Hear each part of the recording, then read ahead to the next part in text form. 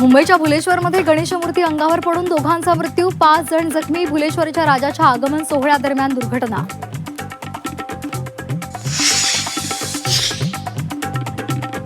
बंगालच्या उपसागरात पनामाचं मालवाहू जहाज बुडालं, 24 खलाशी बेपत्ता. भारतीय नौदलाकडून शोधकार्य सुरू.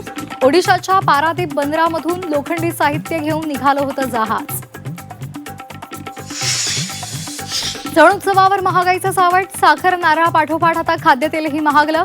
खाद्यतेलाच्या दरात 10 ते 20 रुपयांची वाढ.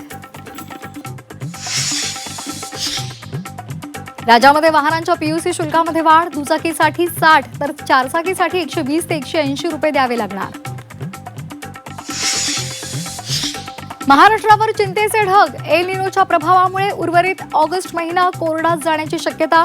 राज्यामध्ये आतापर्यंत पावसाची 6% तूट. मुख्यमंत्री देवेंद्र फडणवीसांचं मिशन जेन्झी, नागपुरात आज 30,000 तरुणांशी संवाद साधणार. रेशीमबाग मैदानात कार्यक्रमाची जय्यत तयारी. जेन्झींसोबत संवाद वाढवण्यासाठी भाजपकडून विशेष समिती, विनोद तावडे, स्मृती इराणी यांचा समावेश.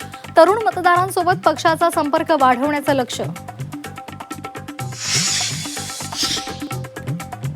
महिला कधीच स्वतंत्र राहू नयेत, हा मनुस्मृतीचा डाव.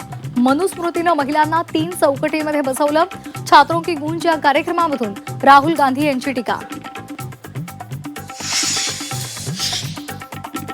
गडचिरोलीच्या जगतलाई आश्रमशाळेतील सर्पदंश प्रकरणात मोठी कारवाई. सहाय्यक प्रकल्प अधिकाऱ्यासह कनिष्ठ शिक्षण विस्तार अधिकारी निलंबित. शाळेतील गंभीर त्रुटींकडे दुर्लक्ष केल्याचा ठपका.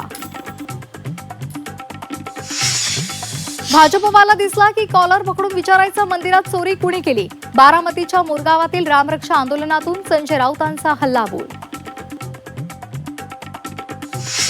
उपमुख्यमंत्री एकनाथ शिंदे चाकण दौऱ्यावर, एमआयडीसीच्या समस्यांसह रस्ता दुरवस्थेची पाहणी करणार.